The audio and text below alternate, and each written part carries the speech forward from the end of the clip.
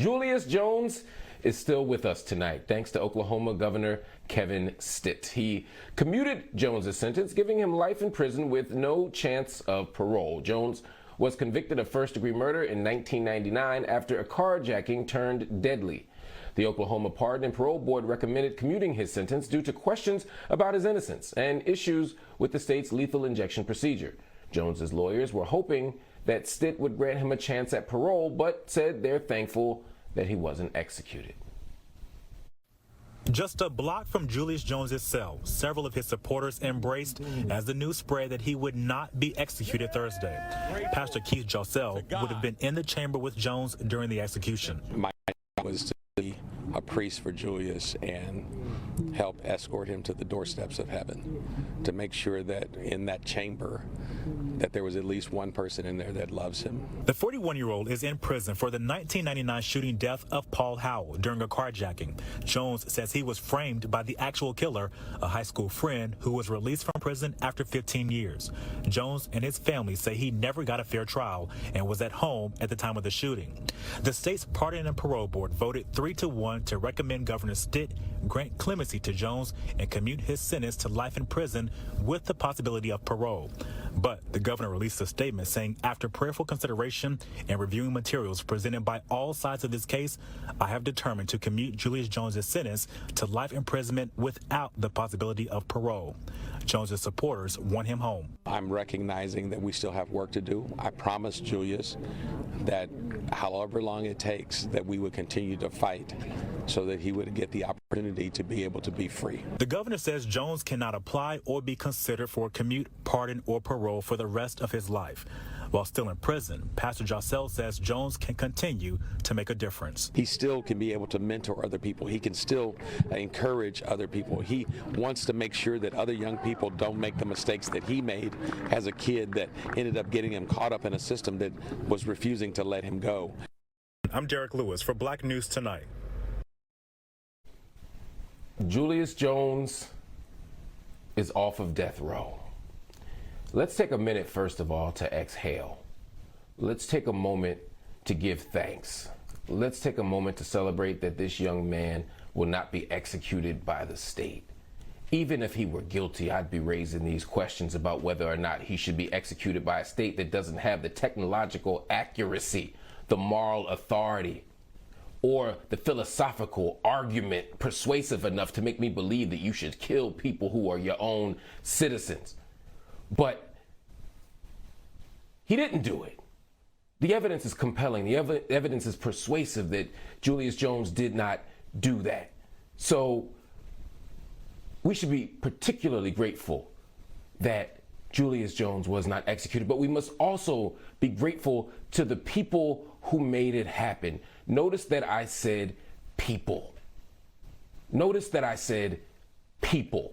This was not Governor Stitt. Governor Stitt didn't have a moral conversion. He wasn't persuaded by the evidence. He didn't fall off his ass on the way to Damascus like Paul. No, he was pushed by the people. The people stood up, they pushed back, they fought back, and they made it so that the state's interests converged with our interests. And for that reason and that reason only, Julius Jones is standing here alive today. It is not because of the governor. It is because of every student that walked out of their school. It is because of every media outlet that covered the story when they didn't want you to. It's for every tweet, every protest, every sit-in, every march-in. You are the reason why this man continues to live. So you should celebrate yourself. But the work is not done. Julius Jones was moved from fast death row to slow death row. The man will spend the rest of his life, as it stands right now, in a cage for a crime he did not commit. The governor made it very clear that he wasn't trying to free this man, that he wasn't interested in justice. They even made him go through the rituals and the rites of an execution. They made that man have a prayer. They made that man have a last meal. They made that man have his family think that he was going to die. I know you want me to rap, but I need a minute, please. This man was going to die. They had this man thinking he was going to die, knowing that they were going to commute the sentence the next day. Do you know how perverse and cruel that is? They know what they're doing, but you got to keep fighting. We cannot just celebrate that he's off of death row. We got to fight until this man gets home, and then we got to fight until every single person sitting in a cage in a dungeon in American prisons is home for these types of crimes that they did not commit. All right. Now let's turn to another trial. We have to turn to the trial of 3 white men charged with killing Ahmaud Arbery. Defense attorneys resting their case today. Yesterday, Travis Mcmichael said shooting Arbery was self-defense and that he had no choice. But today, under cross-examination, he was asked why he shot an unarmed man that presented no verbal or physical threat to him.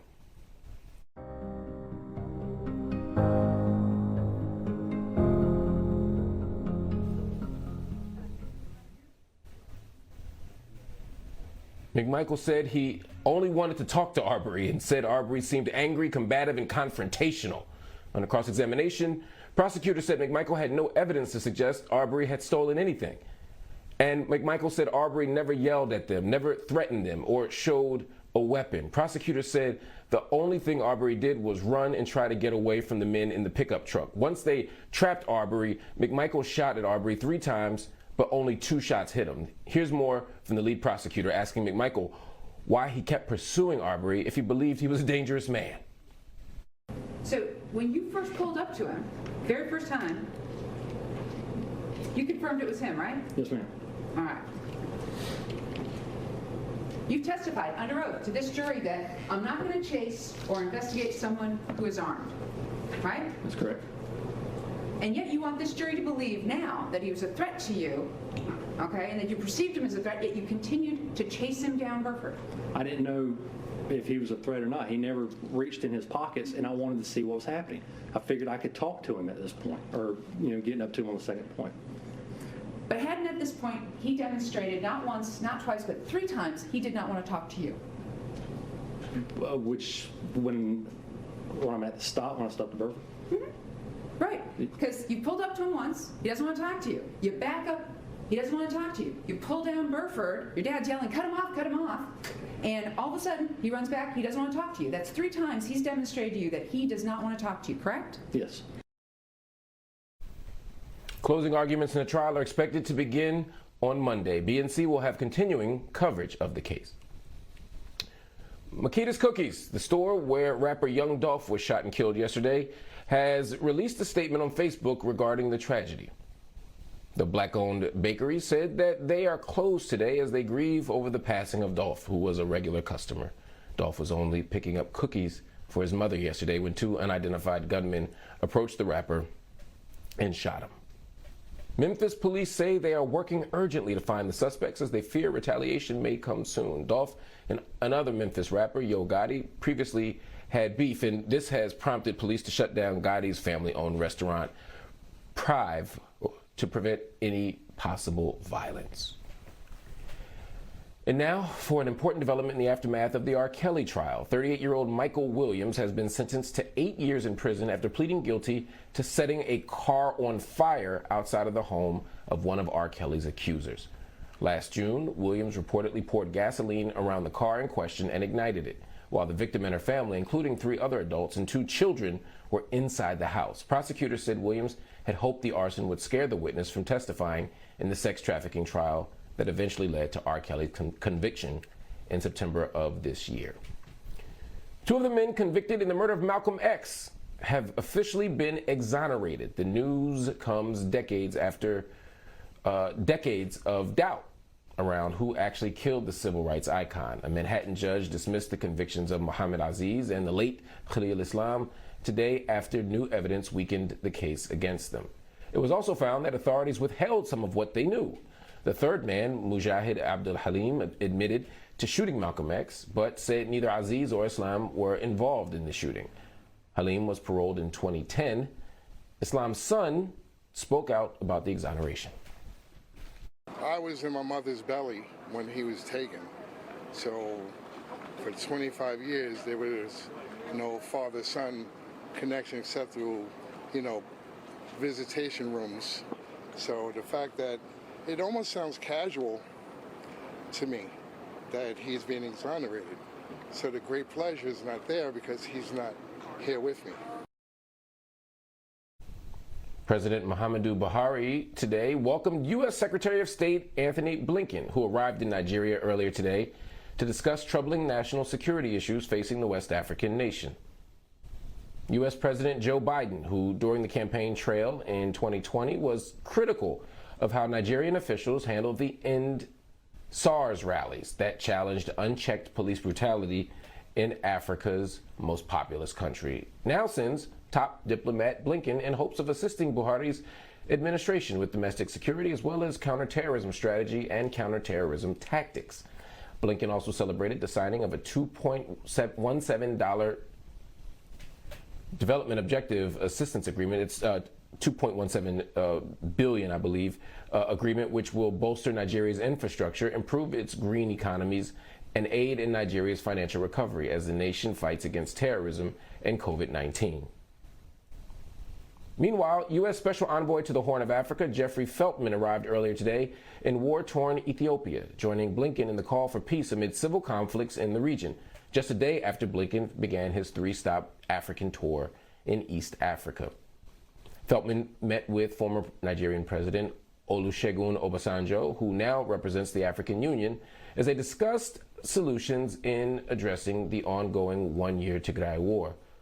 Both officials want ceasefire talks to resume between the central government and Tigray's People's Liberation Front, the TPLF, which is backed by Amharan, Eritrean, and other opposition forces. Feltman and Obasanjo are also asking for former Nobel Peace Prize winner Abiy Ahmed, the president of Ethiopia, to have his administration authorize 369 aid trucks to enter the hunger-stricken northern region of Tigray, where the brutal conflict has left millions vulnerable. And finally, in the border nation of Sudan, the leader behind the recent military coup is claiming he is prepared to talk and to welcome back the country's ousted prime minister. General Abdel Fattah el-Burhan, the head of the Sudanese military junta, placed blame on, quote, foreign interference and certain political forces, while adding he is open to the return of the country's now deposed prime minister, Abdullah Hamdok, who has already denied claims that he will lead a new government. The U.S. and other Western powers have been pressing for a return to a democratic government and a de-escalation in Sudan, as security forces shot and killed more than a dozen protesters during demonstrations this week on what is being dubbed as the bloodiest day since the military's takeover last month. Be sure to join the conversation. We want to hear from you. Head over to our BNC Instagram and Twitter pages to let us know how you feel. Also, visit our website, bnc.tv, and subscribe to our YouTube page to check out clips from the show. Coming up.